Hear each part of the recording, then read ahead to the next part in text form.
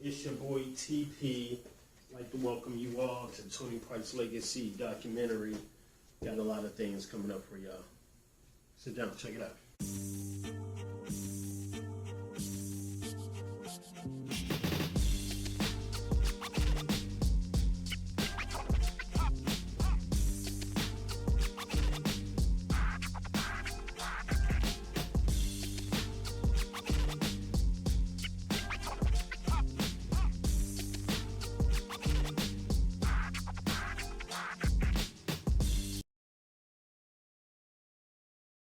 Welcome back to another episode of Tony Price Legacy. What we're going to do on this one is we're going to highlight someone who's helped me out in my career, and he actually taught me the business side of the music industry. Not only that, started out just snacking, then enhanced my food chain. It's so obvious that my hunger now was hard to maintain. In 1990, before it really got Grammy, pen and pad in my hand, in my room is where you'll find me. Started formulating a plan. So Red Don. What's going on, my man? Right, you know what I'm saying? right. You've grown since you was this little. I watched you grow up. Man, you know what I'm saying? Seriously, man. All right. So, you know, you want to talk about the early days? Yeah, so basically, I think it was around maybe 94, 95 when we started hanging a little more. Yeah. You know, because we would see each other every now and then. Right. You know, but we lived on two different sides of the city, so we didn't see each other a lot. Right, I was hanging with your brother more. Yeah, because you're his age group. So, I think, to be honest, I don't know what was the whole music encounter, to be honest with you. Now, I usually have a good memory, but I don't remember if he was like, I got beats, or... I got a drum machine. That may be what it was, because you knew I was rapping. Right, but I was rapping too. Yeah. So, Yeah.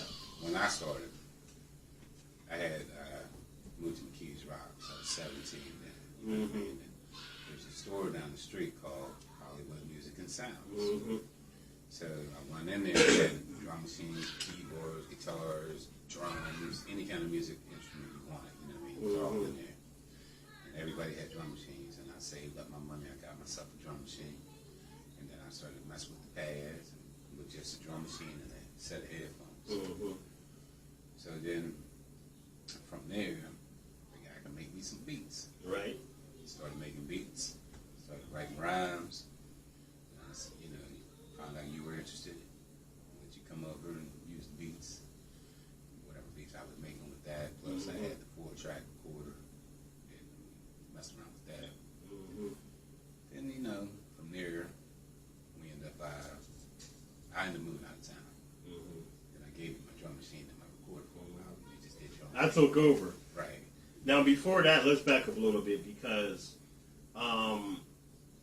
tell everybody what type of piano and drum machine you had, because you had both.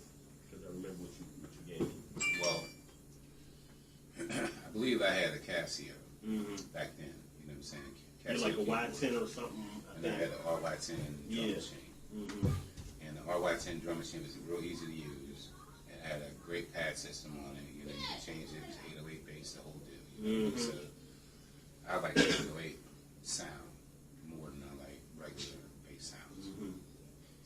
And this is before everybody started getting into trap music. You know what I'm saying? Right. You know, because trap music got a lot of 808. And the sounds are a lot better now than they were back in 95, you know. But back in 95, that 808 RY10 bass was still good. Yeah. You heard a lot of... It gave you like a nice dark gloominess to it. Yeah. Hard. It was. Mm-hmm. Definitely. But once we got into that, you know what I mean, it just so you took it more into where you were going to go with it. You know, I came back. You were doing shows up here. You know, at places in East Liberty, Continue. the Continue. Yeah, I was doing Hollywood Coliseum, the Homewood Y. What about the Shadow Lounge? Was that later? Did you do the Shadow Lounge? I don't know if Shadow Lounge It might not existed. It may have been another name. Right. I don't remember Shadow Lounge back in the 90s. But there was a lot of stuff other than Cottonwood. Right. There was a place on Penn Avenue, Jawan Thompson Center, that got built maybe around '96. We did shows there. Really, anytime there was some kind of event in the city, I remember you went to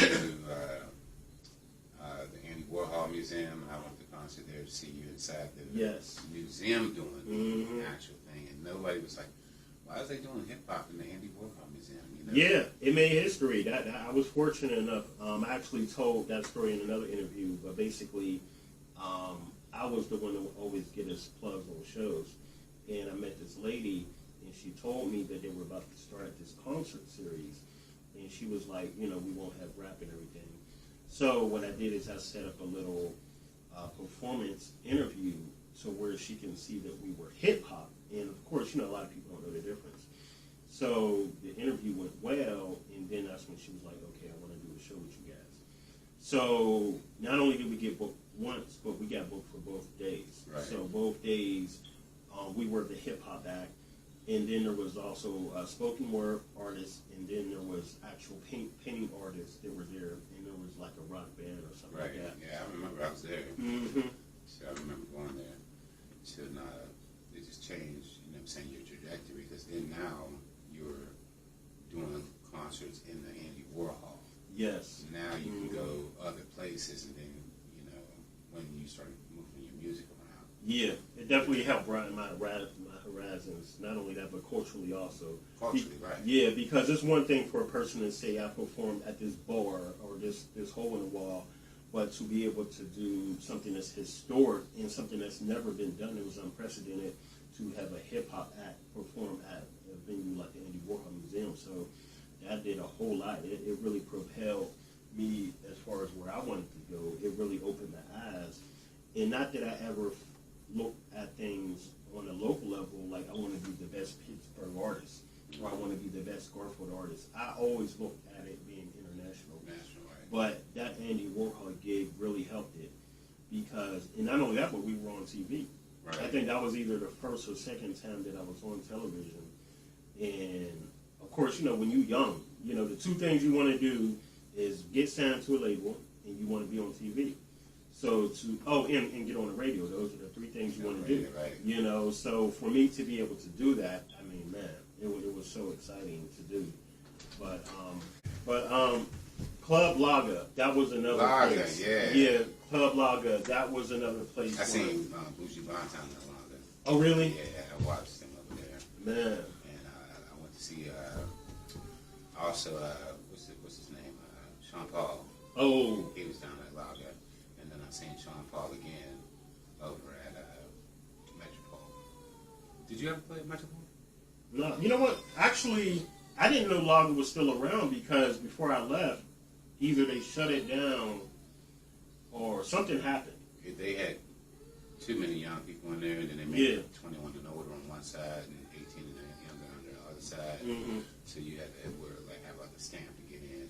Okay. To get drinks and whatnot, you know what I mean? But they closed it down for a while, opened it back up for a while, then they closed it down again.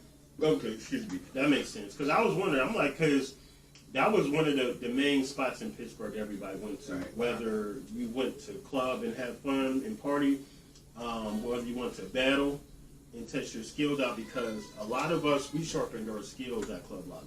Right. You know what I'm saying? You always ran into someone, got a battle on, and, you never knew who you was going to meet. You know what I'm saying, down there. And like you said, they had different floors, for different access. You might have reggae on this floor and R&B on this floor, hip-hop, old school. It was definitely one of the best spots. Right. You know what I'm saying? We all went to people and, open night type stuff. You know what I mean? That's good. Yep. But yeah, Lager was one of them places. There was a few other places that's not coming to me right now that we did, but also with the city being in the state it was, as far as like violence and things, there were certain places you really couldn't go or didn't want to go. Right. You know what I'm saying? So even like Homewood, we did do a couple shows in Homewood, but you can't really do a lot there. Well, they got a lot of gangbanging over there. Yeah. I grew up in Homewood. I'm from Homewood, so I'm from everywhere. You know, but Homework was one of the places I stayed the longest. Let's take it back a little bit. So right before me and you started actually linking up to do music, what got you inspired to do music? For you to spend your hard-earned money on equipment, what got you inspired? What got me inspired was when I first started getting into hip-hop. There was a radio station called WPTS, which was the Pittsburgh University's local radio station. Oh, wow. They only played music at night. Hip-hop was not allowed on no other stations. And they played stuff like the Mailman. They played everything from Slick Rick to Kid and Play. These were all new artists at the time. And, when Kid and Play came out, they only came out with singles. They didn't come out with a whole album. And then all of those singles went on to an album eventually. And that's sort of how they do YouTube now. They come up with singles. But back then, you listen to the mix and you push record. And you listen to it all the way until the guy comes in and starts talking. Then you cut it. Then you go back and do it again. Just like what Biggie said, I played my tape until my tape popped. You know what I mean? Yeah, so that's what we did. Same thing. But you're recording the whole time. And that's how you got your hip hop. Before they started selling them in stores around here, you had your National Records, you had your Sam Goodies. Sam Goodies, National Record Mart. National Record Mart. You had some other places that we went to for records, but Stedford's and Dorsey's. Yeah, Dorsey's. But Stedford's, they were one of the best ones for vinyl, anything like that. If you were a DJ, But if you wanted to go with a whole selection of hip hop, you had to go to National Record Mart, which was downtown on Forbes Avenue, in Market Square. But they changed, the business changed, and eventually there was no CDs. I mean, no records, but only CDs. And then you went from CDs in the early, mid 1990s to now, even, people don't even buy CDs now. So, and then those singles became expensive. But what got me inspired was listening to the tapes. And I used to rap like Will Smith at first, and then I rap like other people, coming up, what I'm saying? Like, I love, what's his name there? Special Ed. I was more of a Special Ed fan. I was more of your flow, I can see that. And then, things have changed when I got to NWA and other people from the West and the South. And I had a friend who worked at the same job as me, and he loved everything that came out of Houston. You know what I'm saying? And I said, all right, I'm going to check out Houston. So everything that came out of Houston, I bought. Scarface, Ghetto Boys, Gangsta Nip. A-Ball and they came from Memphis. Okay, I got you. Yeah, but all from Houston. Rap-A-Lot Records. And then Suave House. That's what I love, that kind of music. Tila. Yeah. And I love Tila's music then. I still love Tila's music now. And I'm all the way here in Pittsburgh. So you had fans. You know what I'm saying? All the way out here on the East Coast, even though there was a stigmatization about what hip hop was. It was only supposed to be New York, but we also had New York music coming here too. Kid and Play. You also had Slick Rick. Queen Latifah. You had everybody that De La Soul. Yeah, Big Daddy Kane, LL, Heavy D and the Boys. Oh, Heavy D. Chubb Rock. Yeah, Chubb Rock. Man, that's the stuff I would hear out on the South Side. Everybody blasting their cars. What I'm saying? The show, all that stuff. That's really what made you get into hip hop. Well, actually, right, this show. I think hearing this show was the first thing that caught my ear. Like, what is that? Because growing up, being a '70s baby, my mom was, we had the Quiet Storm. Right. And I was big on R&B because of my mom. And so that's what I was used to hearing, love songs, ballads, you know, heavy pianos and snares and things of that nature. So the summertime, everybody's playing music in their car, and you know, you always walk into the store getting your snacks and stuff. And one day I just heard something, and it was just the purest thing I ever heard. And at that time I didn't know what it was, but years later it was the show. So that was the first thing that caught my ear. And from there we had, well, I don't know if the box was out yet. Because music box, yeah. Yeah, because this was still early. This wasn't even the 90s yet. So we're still talking, you know, early 80s. Okay. So that was the first thing that really caught my eye, caught my ear. And then there were some other songs that came around that time. Run DMC. Oh, Run DMC. And LL, I'm Bad.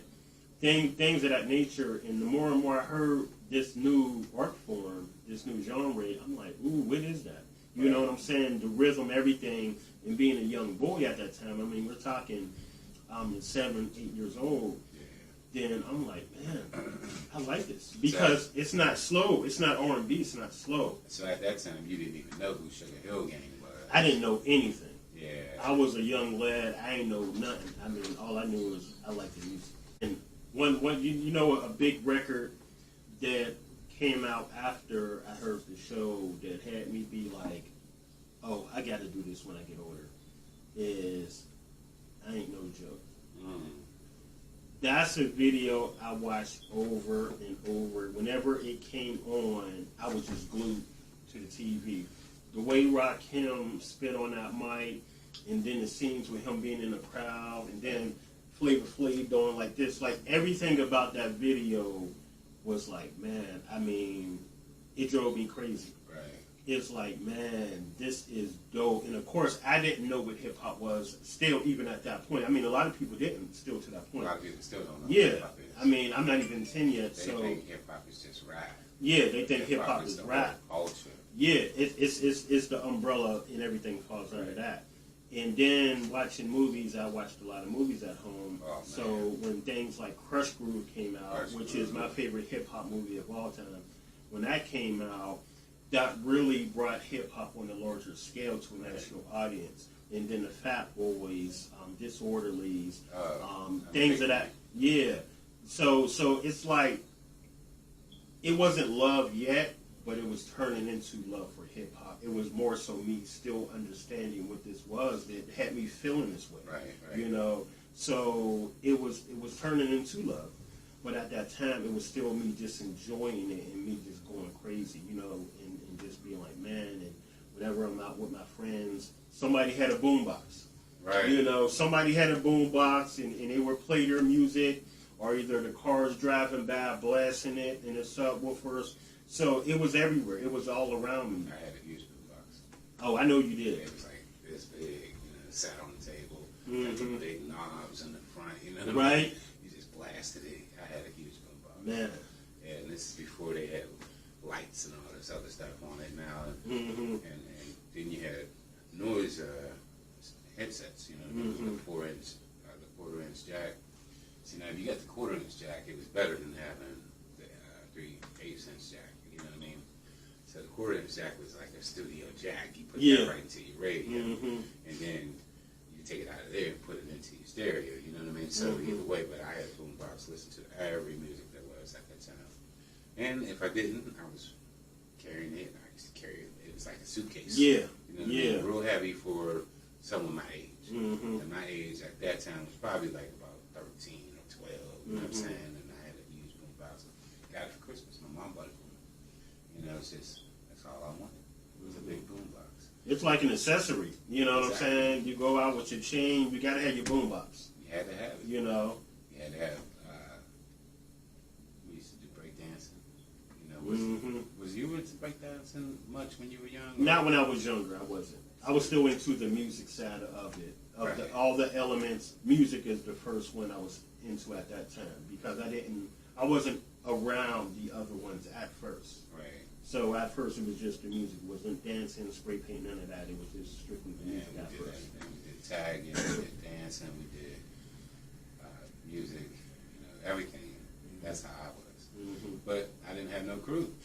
what I'm saying? Not like, you know, that I would meet up with other people.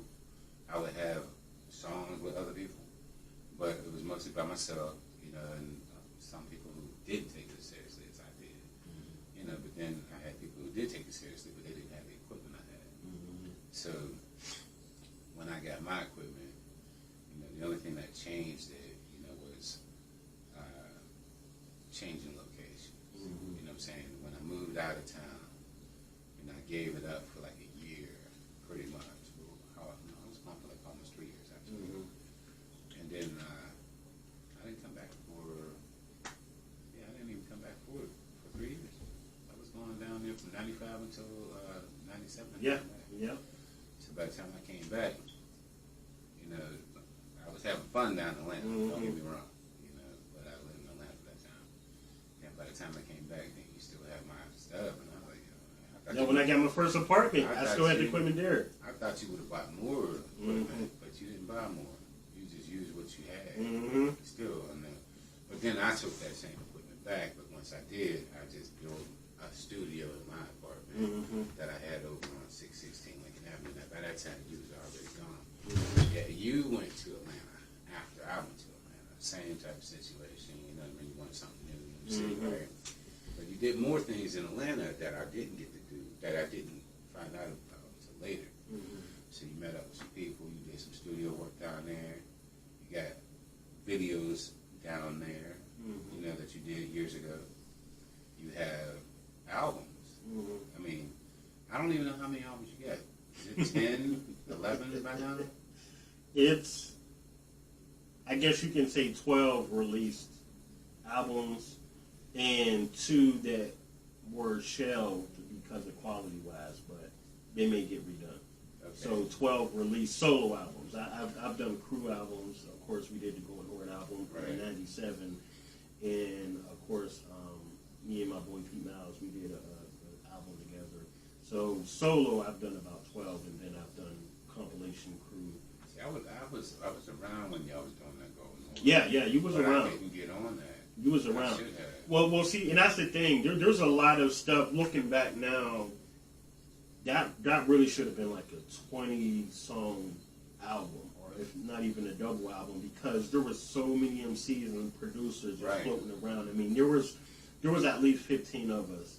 And me being one of the younger cats, I wasn't one of the architects that said this is how the album's going to go. Right. I was one of the younger ones. I was 16, 17. So I was just there to record. Right. Went to the studio, smoked, kicked it, wrote rhymes, produced a couple songs. I'm a teenager, you know what I'm saying? So as a collective, at any given time, there could be 5 MCs and 3 producers in a room working on music. So there was a lot of songs that got recorded, but only 10 actually went on the compilation. So when you were, you know, getting on to like the Golden Horde scene at that time, Golden Horde was a group, you know, that was in Pittsburgh and they were growing. You were also in Chosen Few, which was just you and Marlon, or was there somebody else in Chosen Few too? That's a beautiful thing. I'm glad you brought that up. 95 was a very busy but great year. So just to take it back for those who may have missed it, me and Boulders started in 1990. I got him onto music, and I cut my first demo in 92. And of course, I'm going to put him on. He's my cousin. So I got him a demo, and then we recorded over my man Scott B's house. That's who cut my demo. I meet Marlon 93. Okay. And then he's like, yo, my cousin got a studio. And then he introduced me to G. So G was the first actual studio I ever recorded out of. I remember G. You know, the Dungeon. He had the Triton and all that. Yeah. Did he have a Triton back then, or was it wasn't a Triton back then. He had other things back then. Right. But that was the first studio I actually recorded from in her original beats. Because up until then, you got to think, my demo was done on old people's beats, you know. So exactly. So this was the first time I was actually rapping over new and authentic beats and being in the studio. So then 95 comes around. Me and you start linking up and recording music. And that same year is when I met Thunder and Chaos, and then it was also me and Marlon. So the four of us created what was known as Mortal Body Click NBC. That was the original members, just us four. Okay. So from then, it was a conversation like, look, let's become a crew, let's link up with other cats around the city and become this massive force to take over the city. And that's when the idea of the Golden Horde came. And then, of course, we added people, boulders, and the other people that end up getting added. But to answer your question, I'm like unofficially Golden Horde. well, that's the thing. You're definitely Affiliated. Yeah, you're affiliated. I guess. Because I know everybody that was. Yeah, there you knew at everybody, the and you was around everything. The only reason why I wouldn't say you were only because you weren't on the project, but like I said, there were other people that didn't. Right, get that's to be on like the project. DOC wasn't in NWA. Exactly, but he DOC was there from the whole beginning, time, the whole right. foundation. You know, so yeah, I mean, but we had the affiliates and everything. But as far as Chosen Few goes, your original question, when me and Marlon started linking up, we were just rapping. We were both solo artists. Now, me and Wayne, since around 91, we were sort of like a group, you know, because it was just me and him rapping, that's it. But we were also solo. So around the time when Marlon came into the picture, we were just rapping. It wasn't even about being in the group, but once we were like, we were so in sync and we hung so much that it became an be-alike type situation. We were so identical that we was like, yo, we need to just be a group. Right. So I had this tablet. Anybody that know me, I would have so many rhyme books. So I had this tablet where I would think of all these titles for songs. So whenever I wanted to write a new rap, I would go in, and that's back then, I would do my titles before I did my lyrics back then. So I would go and think, what title can I do? Well, I like this, The Untouchables. So I'd take that, and then I would start writing a rap based off my title and the theme of it. So one day we was kicking and writing rhymes, and I had a song called The Chosen Few. So basically, we're going through my list of, once we decided, okay, we're going to be a tag team, we're going to be a group, then we went through some of my titles. I had a song called The Chosen Few, and I also had a song called Flesh and Blood. Right. So originally, Flesh and Blood was just me and Marlon. You know what I'm saying? We were the Red and Meth before Red and Meth became a thing. You know, we were two MCs that were just dope, very similar level playing fields, just lyricists. And we were like, that's us. Like EPMD. Not like EPMD. We were more lyricists than EPMD as far as the goal we wanted to get. That's like having more Death Squad than EPMD, but still similar. So of course Wayne would still be in the picture from time to time because, you know, Wayne was in the streets heavy. So there would be a lot of recording sessions and shows he would show up to. So we just did our thing. But when he was around, it was the Chosen Few, which was the whole. And the Chosen Few consisted of G and Wayne as well. And then later on, we added Diz, which back then we called Miscellaneous. So the Chosen Few was the crew. That was the whole crew, everybody we hung with. And of course, we had known rappers in the Chosen Few also. I didn't know that. Yeah. We had shout out to Meech, he was part of it. And a couple other people was part of the Chosen Few because. Did you do a song with Meech? Well, he wasn't a rapper. But I think Meech did a song. I didn't do anything with him. I don't remember. I know when we got drunk, he would do stuff, but as far as like an actual song, I've never been around for that. So if he did do music, I wasn't there. But so that's basically who the Chosen Few was. So me and D-Miz was just the F&B. And that's why in some of my songs, you hear me saying both because we were all the collective, but the bigger collective was the Chosen Few because you can't be the Chosen Few and be one or two people. Right. That's like Mobb Deep. Mobb Deep wasn't just Havoc and Prodigy. It was their crew. Right. But they didn't rap. The crew didn't rap. You Right. know what I'm saying? Right. But that 41st side and everything in New York, that's... Right. Exactly. That was the crew, Mobb Deep. You can't be deep with two people, you know. But, so 95, like I said, that was a very busy year for me. A great year for me. Did I smoke too much? No. that's around the time when me and you started really getting into producing. And like I said, I always credit you for introducing me to the production side, because those first 5 years of me doing music up until the point where we started doing music, I just wanted to be a rapper. I wanted to be big. I wanted to be signed. I had no thoughts of producing. I didn't want to produce. I was good. I wanted to be the best MC, the best lyricist. So you would come over to the crib, and sometimes I would come through your crib, and you produced all the songs. Right. You made all the beats. We both wrote our own rhymes. So we would write our own lyrics. And then me and you would do our songs, and we did a whole lot of songs. And then that's when you got into the whole Red Empire thing. Empire record, right? Yeah, so tell us about the whole Red Empire thing and where that came about. Well, for me, when I started choosing names, you know, I chose the Red Dawn, you know, just like the movie The Red Dawn, but D-O-N instead of D-A-W-N. The original movie, they have two of them now. Oh, really? Yeah, Red Dawn came out. It was whack, the second one. But I was more like Don Mafioso, you know, more into that, heavily into that, you know, mob type music at that time, you know what I mean? But I always slipped into pimping, because that's the people I hung with. It was all pimp type fellas, you know, or actual pimp fellas, you know, actual pimp fellas. So the people I hung with always talked about pimping, doing girls, and every time I would rhyme, I would end up rhyming about something gangster, but end up back to pimping. So I just stuck with pimping, you know what I mean? But the Red Empire was just started from,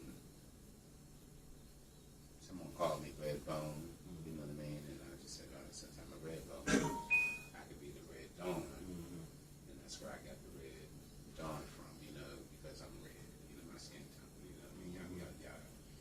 And then I went from there to, you know, just seeing where my bars can go and my lyrics can go, you know, and I stayed with it, you know what I mean? I'm not going to keep switching, you know what I mean? Because, you know, I don't want to be like talking about this, that, and the other when I don't know about this, that, and the other, you know what I mean? I don't sell dope, I don't do any of that, but I know girls, I know women, I know the game, and that's more of what I do. Now, other people talk about cocaine, because that's what they do, you know what I'm saying? Other people talk about pimping, but they only talk about pimping when it come to one song, you know what I'm saying, or just the game of pimping, you know. But when I listen to music, it ain't really game about pimping, it's a game about tricking, you know what I'm saying. A lot of these rappers talk about how much they spend, or how much they buy a girl, or do something for them, you know what I mean. And my entire life, I have never been that way, you know what I'm saying. So, you know, I come up with different rules, and they come up with their rules. And I don't know what their rules are, but it is tricking if you got it. It's just tricking with more money, you know what I'm saying? And if you pimping, she got to give you something, no matter what. And it doesn't have to be money. It could be her time. It could be her knowledge, you know what I'm saying, of something that she knows about, or she can do something about. You know, because if she works in the bank, she can give you that knowledge of what's in that bank. You know what I'm saying, for your time. You know, or she can give you, if she works at a car rental place, you know what I'm saying, then she can rent you cars, you know what I'm saying, or get you cars to rent. That's, you have to do something for me. Yeah. Even if I got a pocket full of money, I'm going to come to your house and ask for $20 in gas. Because I need something before I leave. Right. And I'm still that way to the day. I'm still that way. I will have money in my bank account, in my pocket, and I'll be like, look, I need some gas money. You know what I'm saying? And, you know, I grew up under that old adage, ass cash for gas. Right. Nobody buys for free. You know what I mean? So I'm still the same way. You know, I get my own, I do my own, and one thing I've always had was my own place. I never had to live with a woman, you know, for the most part, unless I was with that woman, and I only did that twice. So, but other than that, I've always had my own place. So a lot of these people that grow up and they move in with a woman, I've never been that type. You know what I'm saying? I've always lived alone. Using a woman, yeah. So living alone and having multiple ladies and friends, you know what I'm saying, throughout my entirety, you know what I mean, my adulthood, it just remained the same type of level. Now I respect you. I do everything with you on that respect level as a woman, as a queen, as who you are. You know what I'm saying? But I'm still here in my own zone. And if you decide that you don't want to be here, you don't have to be here. If you want to be there, you can, and I explain that in my music. You know what I'm saying? So, you know, my music is all about, hey, it's all right that you want to be independent. It's all right if you want to be on your own. It's all right if you want to pimp out a bunch of niggas, because women are pimps too. Yeah. You know what I'm saying? And I've met pimps, female pimps, and hoe-ass niggas. You know what I'm saying? So I've met them. And if you a hoe, you a hoe. If you a pimp, you a pimp. But one thing about it is, what do you have to give me to have my time? Right. You know what I'm saying? Yeah, it's an exchange, and everything is transactional. Even relationships are transactional. So if you're in a relationship with a woman, you know, and that's your girlfriend, it's still transactional. It just depends on what the transaction is. You know, now, you're not going to see her every day and have sex with her every day unless you financially or emotionally give her something. You know what I'm saying? You know, so, you know, your grandmother and your great-grandmothers has passed this pimping down through their daughters to pimp out men. But some men have passed it down to pimp out women as well. You know what I'm saying? Now, you might see that it's a bad thing or it's a good thing, but it depends on how you change it or how you add it. You can still see that game recognizes game, no matter what. It's always going to be that game, you know, and some people are dominant and they understand how to speak to people, and it's not about manipulation, because I'm not a manipulative person. I'm not. I don't want to manipulate you out of anything. I just understand when I come, I should have certain things for me. Just like a woman comes, she should have certain things for her. You know what I'm saying? When she comes to your house, for her time. You know what I mean? And if she has that for her time, you have that for your time. You know, and then everybody's pimping each other. Right. You know? Right. Or they're trying to get something more out of something that's transactional. You know, so sometimes, you know, you can have a baby with a person, or you can, you know, just eat at their house all the time. But if you eat at a person's house all the time, dinner-wise, then you might want to chip in and bring some money for food or groceries. Because if I come over to your house more than once a month to eat, then I plan on at least putting $50. Add on something. Something, right. Or get some food with that, or do something with that, because I've been eating at your house. Right. You know what I'm saying? So, or I've been using up your toilet water, or Right. you know, Something. doing something in your house is costing you money. You know what I'm saying? That, so that's transactional. You know, and if you come to my house and you eat, because I had a lot of women do that too. I cook for them. I'm like, oh, they're just over to their house just to eat. Right. Like, well, that's fine. You come over to my house and eat as well, but that's also transactional. Right. I'm gonna get what I want when you come to see me. You know what I mean? One way or the other. But that's what my music does. So when I talk about music in any of that lane, I know what I'm talking about, because that's the transactional part of relationships. Yeah, and that lifestyle. So people want to say pimping is all about beating a chick up, but that's just a different type of pimping. That's abusive guerrilla pimping, and I'm more of the Mac side, where you are a Mac to pimp, and a Mac is just talking and running game. You know what I'm saying? Now, you talk that game, people are enlightened by the game that you give them. You know, sometimes they can use that for other people. Your grandmother giving a person younger, she's giving that game too she's macking. You know what I'm saying? She's telling you what the game is. You know, don't go out here doing this, that, and the other. And if you do this, that, and the other, make sure you get some money for it. Right. Or make sure you have your palm up for it. You know what I'm saying? So I always keep my palm up. I don't want somebody to put something in my palm all the time. Doesn't matter what it is. I want a plate of food. I want to come get a plate of food. If I want, you know, some money, I want some money. You know what I mean? And, you know, if I ask you for money, then I don't expect you to ask for it back. But I'll give it back, though, if you needed it. You know what I'm saying? But I'll just take it. And I got no problem taking money from a woman. You know what I'm saying? Some people have problems taking money from a woman. I don't. Sure, that goes along with two very profound things you've said over the past couple of years. One thing you said is you're being used or you're the user. Right.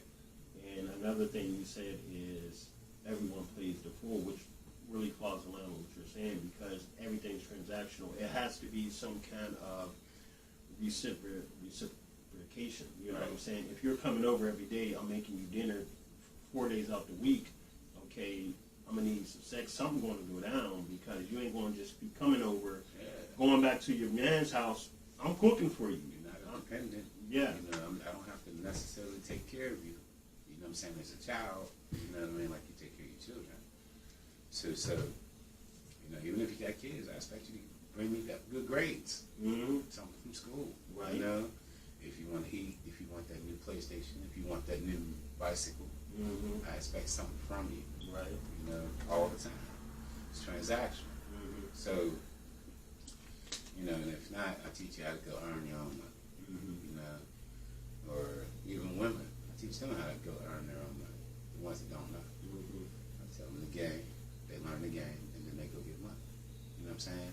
So if you go out there and go get money, I'm just proud of you. You know? To old dirty bastard said, I don't care about you not fucking me, but I do care about you. I don't care about you fucking me, but I do care about you not fucking me. You know what I'm saying? And when he said that, it makes sense because ODB said, I don't care about you not fucking me. Right. You know what I'm saying? No. He said, I don't care about you fucking me, but I do care about you not fucking me. Yeah. So, if you're fucking me, that's great. If you're not fucking me, that makes me think, why not? Yeah. You know what I mean?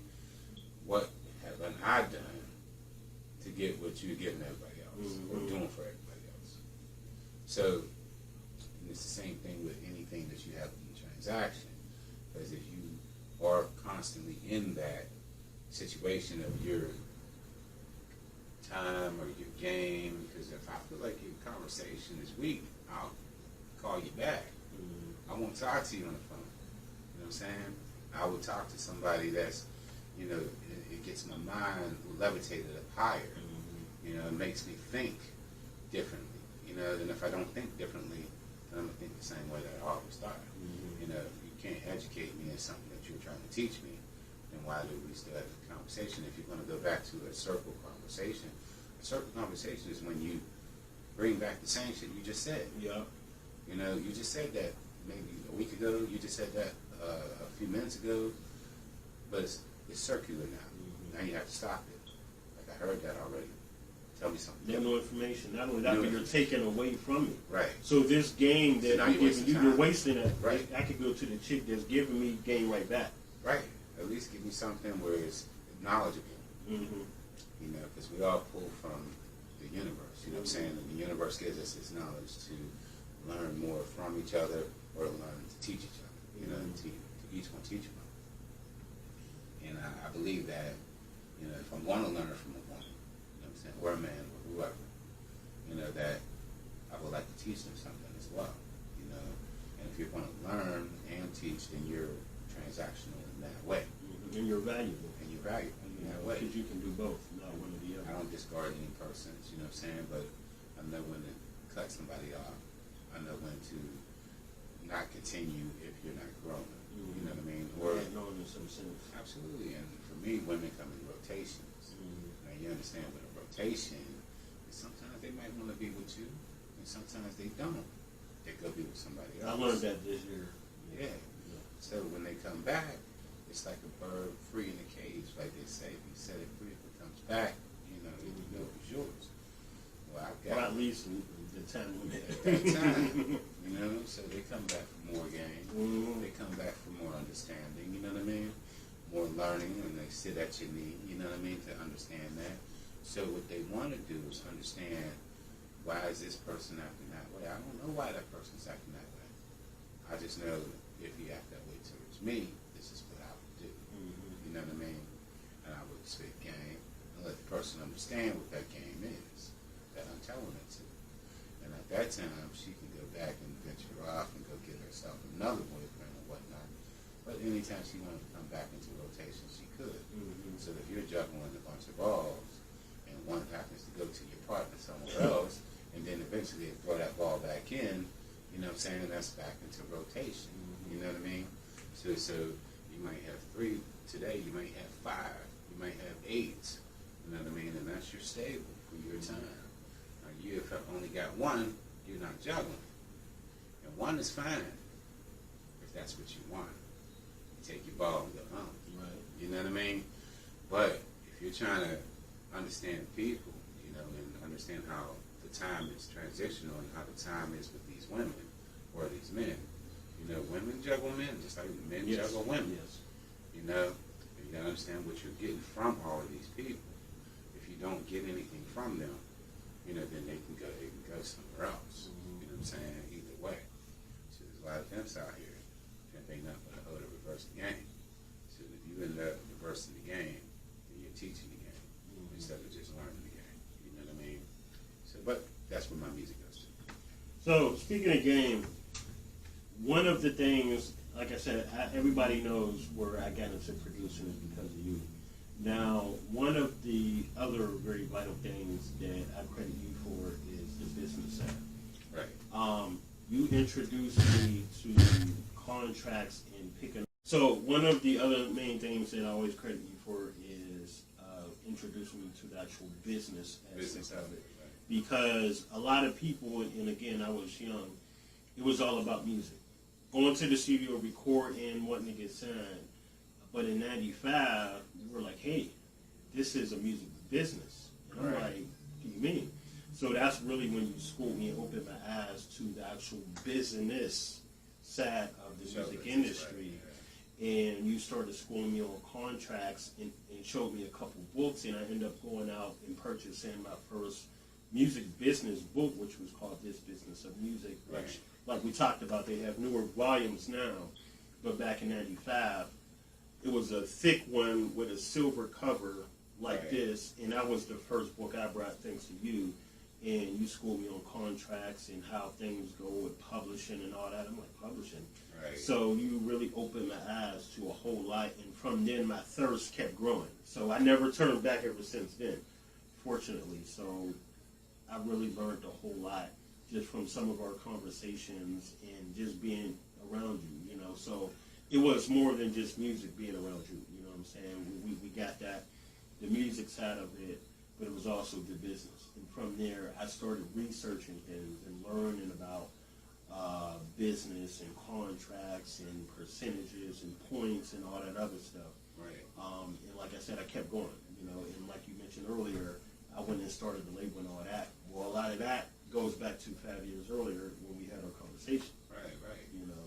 You got to be able to, you know, understand the business part of it, because if you plan on being in it for a long time, you got to understand where your money's coming from, or where your money's going to. Right. So, a lot of these artists get their worst contract as their first contract. You know, but if you already know what you're doing, you can walk in with a great contract, Right. and own your publishing and own your, you know, your masters, and not have to give them up to a record company. And today, it's a lot easier to do that. Yeah, because you could go independent. Yeah, yeah, years ago. I mean, independent's always been there. They did, but they weren't as popular and knowledgeable. I mean, other than a Master P or a Suave House or a, what's Rap-A-Lot, you couldn't really name a lot of independents because everybody was mostly major back then. Solo was major. You can go to L.A. and, I think Spice One was under something independent. But everybody was independent. Well, he was with Jive. Well, Jive was independent too. You know what I mean? These are all independent companies that started early. Yeah, true. But back then, we didn't have that knowledge of it. It was the big guys, the Aristas. Arista wasn't around. No, I don't think Arista came around until after.